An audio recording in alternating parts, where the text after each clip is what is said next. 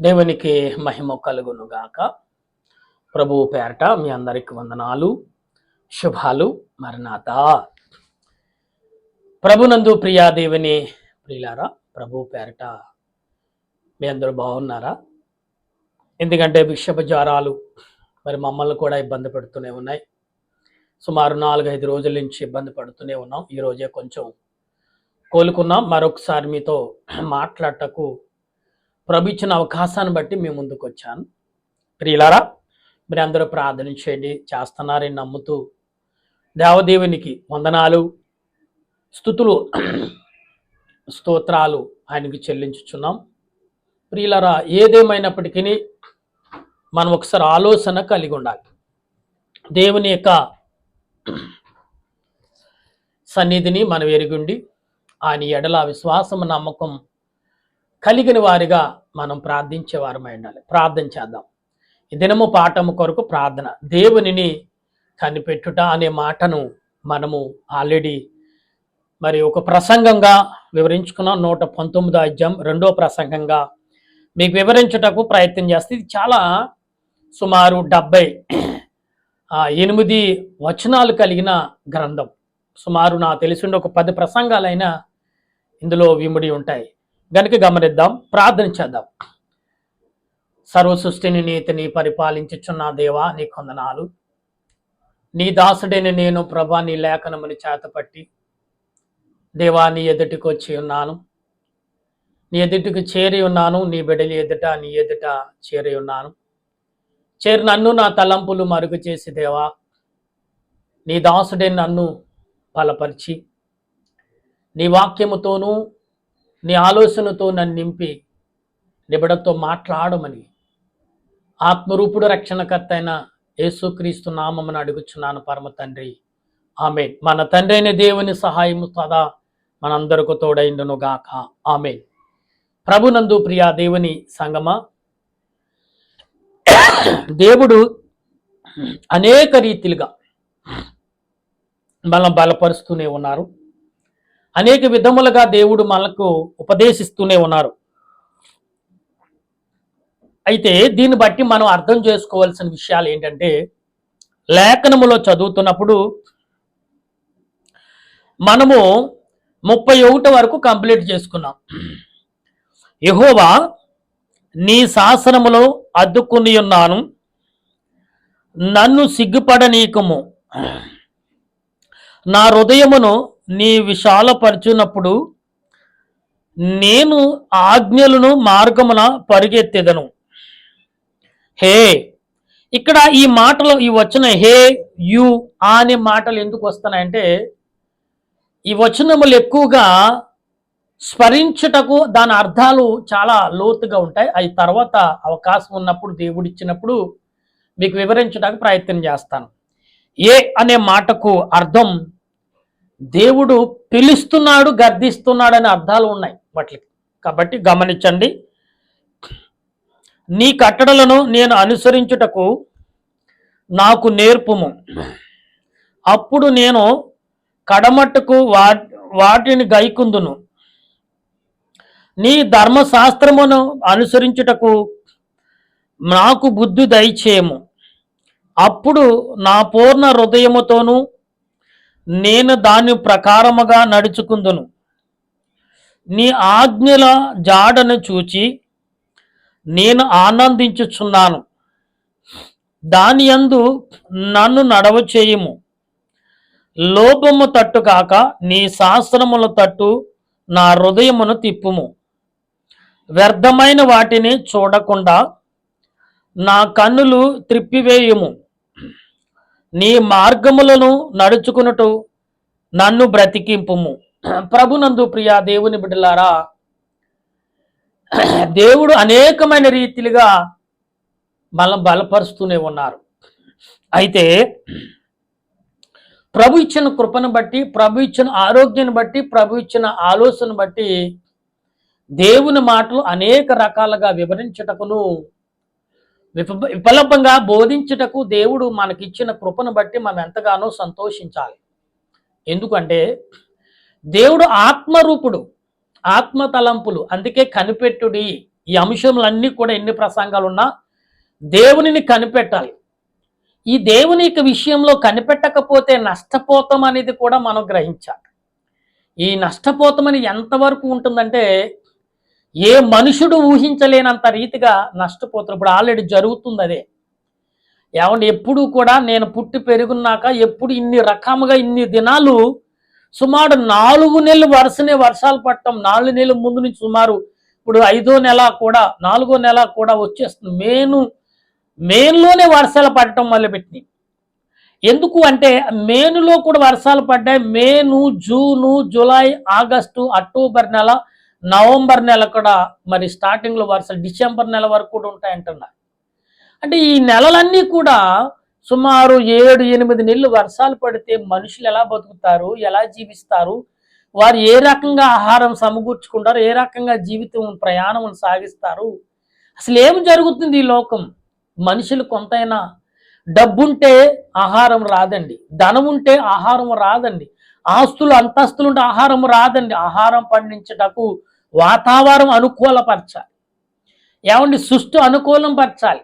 భూమిలో ఎండ శాతం ఉండాలి, మబ్బు శాతం ఉండాలి, అలాగే భూమిలో ఎండిన నేల కూడా ఉండాలి. అప్పుడే భూమి ఎక్కువగా సారం ఇస్తూ ఉంటుంది. కొంతగా తడవాలి, కొంతగా ఎండుతూ ఉండాలి. ఇది భూమి యొక్క సారం. అయితే ఇప్పుడు భూములు ఎప్పుడు నీళ్ళు ఇంకుతూ ఉంటే ఒక చెట్టుని నాటండి, దాని నిండా నీళ్ళు పెట్టేయండి, ఏమవుతుంది? దాని ఏర్లు కుళ్ళిపోయి చచ్చిపోతుంది చెట్టు. అంటే అది ఎదగకుండా ఆ నీటిలో గుల్లగా ఉంటే గట్టి నేల లేకుండా కొత్త ఏరు పుట్టకుండా పాత ఏరును ఆ నీటిలో సివుకుపోయి ఏమవుతుంది? ఆ చెట్టుకు బలం ఉండదు, ఒక ఎదిగిన ఏ చిన్న గాలి వేసినా పడిపోతుంది. అంటే దేవుని సన్నిధిలో మనం కనిపెట్టట్లేదు కాబట్టి దేవుడు ఈ రకమైన క్రియ ఇస్తున్నాడంటే అవును అని లేఖనము స్పష్టంగా క్లియర్గా చెప్తుంది మనకి. ఈ విషయంలో మనం గమనించాలి. మనం గనుక మనము ఆలోచన క్రియలు కలిగిన వారంగా ఉంటేనే తప్ప ఏ రకమైన విశ్వాసాలను మనం కనిపెట్టలేం. కనుక ఇక్కడ మాట్లాడుతున్న ఈ మాటలన్నీ కూడా ఇశ్రాయేలు ప్రజల నిమిత్తము, దేవుడు మనుషుల నిమిత్తం మాట్లాడుతున్నాడనే విషయం మాత్రం మర్చిపోవద్దు. అయితే నేను ఇచ్చిన వాక్యము మనుషులలో నీ భయమును పుట్టించుచున్నది, నీ సేవకునికి అది స్థిరపరచుము, నీ న్యాయవీధులు ఉత్తములు, నాకు భయము పుట్టించుచున్నాను, నా అవమానములను తెలియజేయము, నీ ఉపదేశములను నాకు అధిక ప్రేమను ఇవ్వము, నీతిని బట్టి నన్ను బ్రతికింపుము. వావ్ అంటే చూసారు, ఇక్కడ వావ్ అనే మాట ఆశ్చర్యం కలిగించి ఒక్కొక్క అక్షరాలు అక్కడక్కడ రాయబడతాయి. కొన్ని వచనాల తర్వాత ఓ అని, ఆవు అని, హావ్, ఇక్కడ హావ్ అని రాయబడింది. అంటే ఆశ్చర్యం, ఆశ్చర్యం. అయితే యెహోవా నీ కనికరములు నా యొద్దకు రానిమ్ము, నీ మాట చెప్పున నీ రక్షణను రానిమ్ము, అప్పుడు నన్ను నిందించు వారిని నేను అప్పుడు ఉత్తరం ఇవ్వగలను. దేవుడు ఎప్పుడైతే ఆయన ఆశీర్వాదం మనకి ఇస్తున్నాడో మనల్ని నిందించేవారు, ఏలిట చూపు వారికి మనం ధైర్యంగా సమాధానం చెప్పగలం. ఎవరయ్యా నిన్ను ఈ రకంగా నిలబెట్టింది అంటే వాళ్ళు చూస్తూనే ఉన్నా, సేవకులు అక్కడక్కడ జరుగుతూనే ఉన్నాయి, చాలా చోట్ల దాడులు జరుగుతూనే ఉన్నాయి. ఎందుకు? అన్యులే. నేను ఒకటి బాగా చెప్తున్నాను మీకు స్నేహితులారా, దేవుడు ఒక సేవకుడిని నిలబెట్టాడంటే క్రైస్తవుల వరకే కాదండి, ఈ సృష్టిలో భూమి మీద ఉన్న మనుషులందరి కొరకు సేవకుడు పనిచేయాలి. వాళ్ళు అన్యుల మరొక వారా అనేది మనకు సంబంధం లేదు. కానీ మనుషుడు కనపడినప్పుడు ఆ మనుషుడు మృగమైనా కానీ మృగంగా మారినప్పుడు కూడా యేసు ప్రభు ఏవండి దారంటే వెళ్ళిపోతుంటే చిన్ననాటింటి దెయ్యాలు పట్టిన ఒకడు ఎవరు వెళ్తే వాళ్ళని కొట్టేస్తున్నాడు, చంపేస్తున్నాడు కూడా అని చెప్పినప్పుడు ఏం చేశారు? వాళ్ళని ఊరు బయటికి పంపించే శ్మశానంలో పడి ఉన్నాడు, గొలుసులేసి కట్టేశారు అక్కడ. అయినా యేసు ప్రభు వచ్చినప్పుడు ఏమయ్యాడు? ప్రియులారా, ఇతడులో చిన్నప్పటి నుంచి మేము ఉంటున్నాం అంటున్నారు దురాత్మలు. సుమారు 3000 పైగానే ఉన్నాయంట అక్కడ దెయ్యాలు. ఎందుకంటే అక్కడ ఆ రోజు ఆ 3000 పందులు ఉన్నాయి. యజమానుడు లబోదిబోని అధికారుల దగ్గరికి వెళ్ళినప్పుడు అధికారులు యేసు ప్రభు ఈ రీతిగా నింద మోపటకు ప్రయత్నంగా చేశారు కాబట్టి మనకు ఆ విషయం రాయబడింది. అక్కడ ఎన్ని పందులు ఉన్నాయి, ఎన్ని పందులు ఆ దురాత్మలు వెళ్ళి సముద్రంలో పడి చచ్చిపోని అనే మాటని మనం ఊహించుకోవాలి. అంటే దేవుడు తన క్రియలను ఏ రకంగా నిన్ను నడిపిస్తాడు, ఏ రకంగా మనం ముందుకెళ్ళాలి, ఎప్పుడు ఎవరిని విమర్శిద్దామా, ఎవరిని ద్వేషిద్దామా, ఎవరిని దూషిద్దామా అన్న ఆలోచనలోనే ఉంటున్నాం మనం తప్ప మరొకటి కాదని ప్రియుల. అయితే యాలయనగా నీ మాట నమ్ముకుని ఉన్నాను, నా నోట నుండి సత్యవాక్యమును ఏ మాత్రమును తీసివేయకుము. నీ న్యాయవిధులలో నా ఆశ నిలిపియున్నాను, నిరంతరము నీ ధర్మశాస్త్రమును అనుసరించును, నేను నిత్యమును దాని అనుసరించుచున్నాను. నేను నీ ఉపదేశములను వెతుకువాడును, నిర్బంధము లేకుండా నడుచుకుందును. సిగ్గుపడక రాజుల ఎదుట నీ శాసనము గూర్చి నేను మాట్లాడేదను. నీ ఆజ్ఞలను బట్టియే నేను హర్షించెదను. అవి నాకు ప్రియములు. నాకు ప్రియముగా ఉన్న నీ ఆజ్ఞలందు నా ప్రియముగా ఉన్న నీ ఆజ్ఞల తట్టు నేను చేతులు ఎత్తెదను. నా ప్రియమైన దేవుని బిడ్డలారా, దేవుడు ఎందుకు ఈ రకమైన మాటలు చెప్తున్నాడు? ఇశ్రాయేలు ప్రజలైన మనకు ఎందుకు మాట్లాడుతున్నాడు? దావీదు గారి ద్వారా ఎందుకు ఈ మాటలు పలికిస్తున్నాడు అని మనం ఆలోచిస్తే, దావీదు గారు దేవుడిని ఎంతగా కరుణించాడు, ఎంతగా ఆరాధించాడు, ఎంతగా కొనియాడాడు అనే విషయము మనం ఖచ్చితంగా తెలుసుకోగలుగుతాం. కనుక విషయాలు వాక్యములో అనేకమైన విషయాలు మనకు కనపడతాయి. ఎందుకంటే నేను కంటిన్యూగా ఎందుకు చదువు వినిపిస్తున్నానంటే మీరు తెలుసుకుంటారనే విషయం ద్వారా ఈ మాటలు తెలియపరుస్తున్నాను. నీ కట్టడలను నేను ధ్యానించుదును. జాయ్. ఇక్కడ మళ్ళీ ఒక పదం చెప్పాడు ఇక్కడ, జాయ్ అంటే. జాయ్ అంటే ఏంటి? బలపరుచుకునుట, వెదుకుటము కూడా ఉంది. జాయ్ అంటే శ్వాయిస్ అని అర్థం. దానిని ఎన్ని రకాలుగా వెతకాలి? బలపరుచుకున్నట అని జాయ్ అనే మాటని ఇక్కడ అండర్లైన్ చేశాడు. ఎంతకు ఎక్కడంటే 119 అధ్యాయం 49లో జాయ్ అన్న మాట. నీ భక్తులకు దయచేయమని నీ భక్తునికి దయచేసిన మాట నువ్వు జ్ఞాపకము చేసుకోమని, దాని వలన నీవు దాని వలన నాకు నిరీక్ష పుట్టించినావు. నీ వాక్యము నన్ను బతికించి ఉన్నది. నా బాధలను నీదే నాకు నెమ్మది కలిగించు. చూసారండి, దేవుని వాక్యం 50 వచనంలో మాట్లాడుతున్న మాట, నీ వాక్యము నాకు ధైర్యము పుట్టించున్నది. ఎంత చక్కటి మాట చెప్తున్నారు చూసారండి ప్రియులారా. దేవుడు ఎందుకు ఈ మాటలన్నీ మనకు బోధిస్తున్నాడండి? ఆయన మాటలు మనం చదువుకుండగా ధ్యానం చేయుచుండగా ఏం పుడుతున్నాయంట? ధైర్యము పుట్టించుచున్నది. అయితే ఇక్కడ గర్విష్ఠులు నన్ను మిగిల అపహాసించిరి. గర్విష్ఠులు ఏం చేశారంట? అపహాసించారంట. అయితే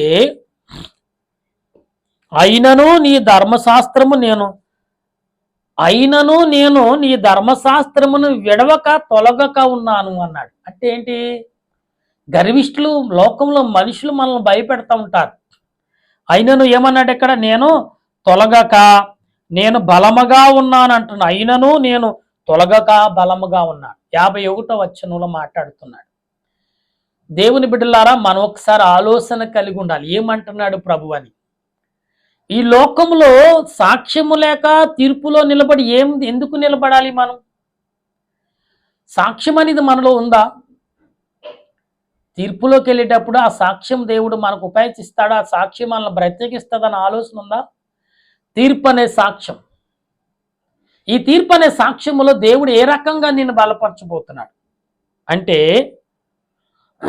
యెహోవా పూర్వకాలము నుండి నీ న్యాయవిధులను జ్ఞాపముకు చేసుకుని నేను ఓదార్పు నొందుతిని.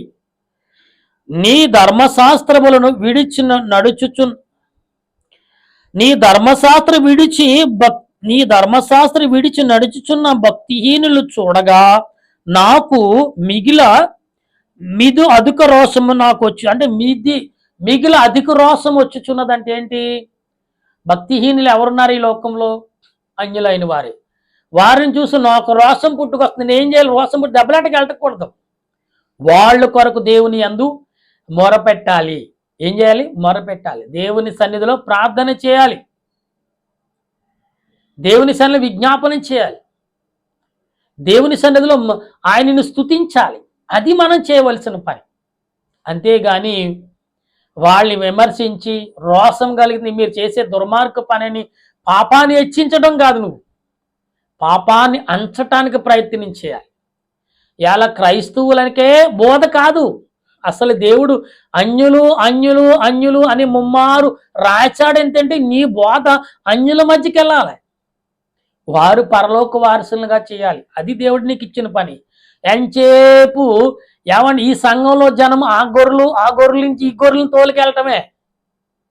కొత్త గొర్రెల్ని మనం తెచ్చుకుని కొత్త గొర్రెలతో వచ్చే అభివృద్ధిని మనం ఏంటో చూడలేకపోతున్నాం. ఎందుకని అందుకని ఈరోజు ఏ సేవకుల్ని పిలవాలన్నా భయపడుతూనే ఉన్నారు. అందుకనే చాలా చోట్లకి పిలుస్తున్నా మేము వెళ్ళకపోవట కారణం ఏంటంటే సనుగుతూ పిలుస్తున్నారు.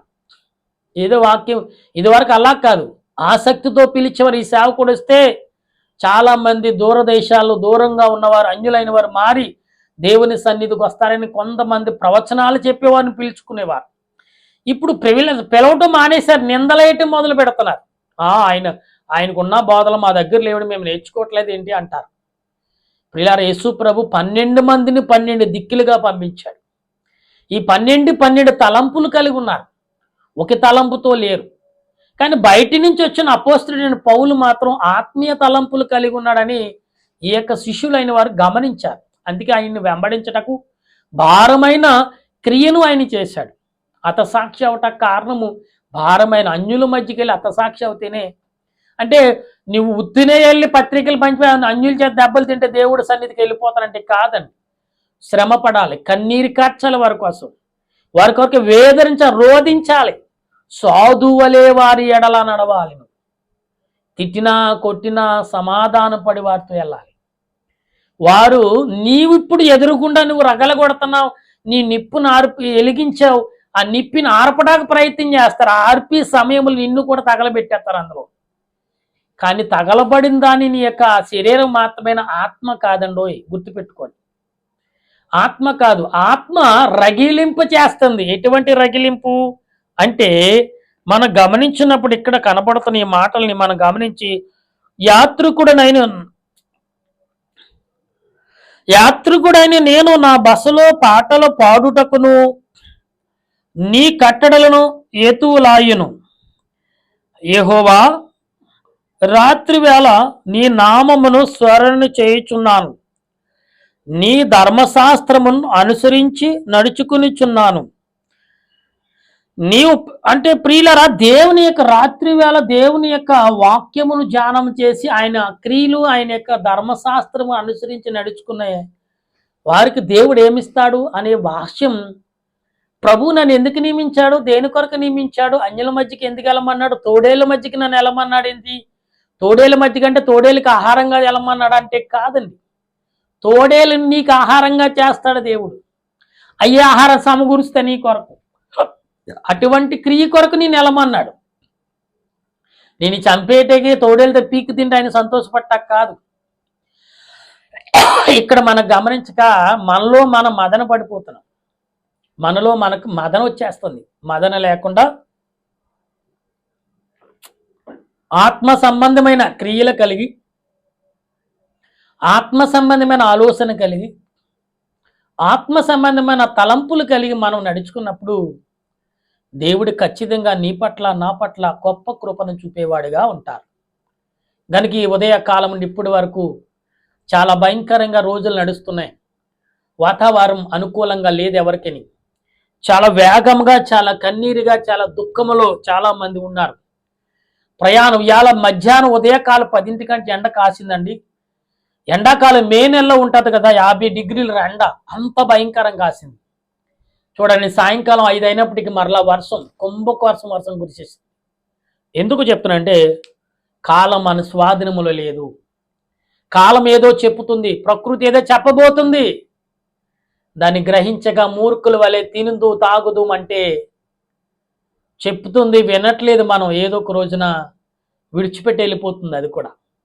అప్పుడు మనం రోడ్డు మీద పడతాం, గుండులు బాదుకుంటాం. అదే ఆ రోజుని తప్పించే నాదులు. అది నిజంగా రానున్న రోజుల్లో రాబోతున్నాయి. 25 ఎంత కఠినంగా ఉందో, ఇంకా 3 నెలలు మన మధ్యన ఉన్నాయి ప్రియులారా. ఇంకా 3 నెలలు, 9వ నెల, 10వ నెల, 11, 12, 3 నెలలు మాత్రమే.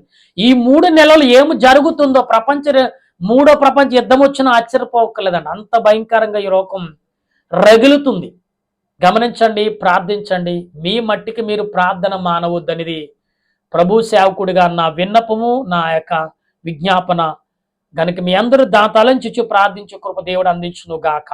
ఆమేన్. దయగల తండ్రి, నీకు స్తోత్రాలు, ప్రేమగల రక్షక వందనాలు. ఇదిగో మా ప్రియులు, మేము ఎలా నడవాలో, ఏ రకంగా కనిపెట్టాలో నీ వాక్యము మాకు చెప్తుంది.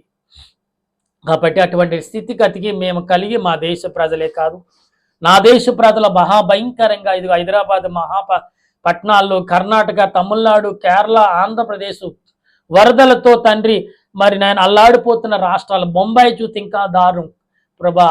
సుమారు ఇందులో ప్రభా 10 రాష్ట్రాలే ప్రభా, సుమారు తండ్రి 10 రాష్ట్రాలు వరదలతో నీటితో ములగబడుతున్న రాష్ట్రాలే ఉన్నాయి. 10-15 రాష్ట్రాలు దేవా. ఈ 30 రాష్ట్రాల్లో చాలా మటుకు ప్రభు సకాముగా నీటితో ములగబడుతున్నాయి దేవా.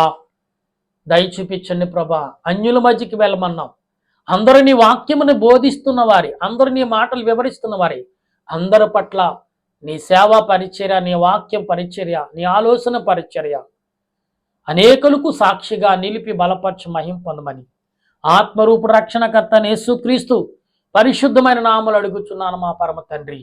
ఆమేన్. మన తండ్రి అయిన దేవుని కృప, త్రియేక దేవుని సన్నిధి నాకు, నా దేశ ప్రజలకు, ప్రపంచ ప్రజలకు, ఈ జరుగుతున్న విపత్తులన్నిటికీ నీవే ఆదరణ, మేలును, కీడిని తొలగించి మేలును, అందరికీ సంపూర్ణమైన ఆరోగ్యం, ఆయుష్ను సంపూర్ణ దయచేయమని యేసునామమున అడుగుచున్నాను తండ్రి.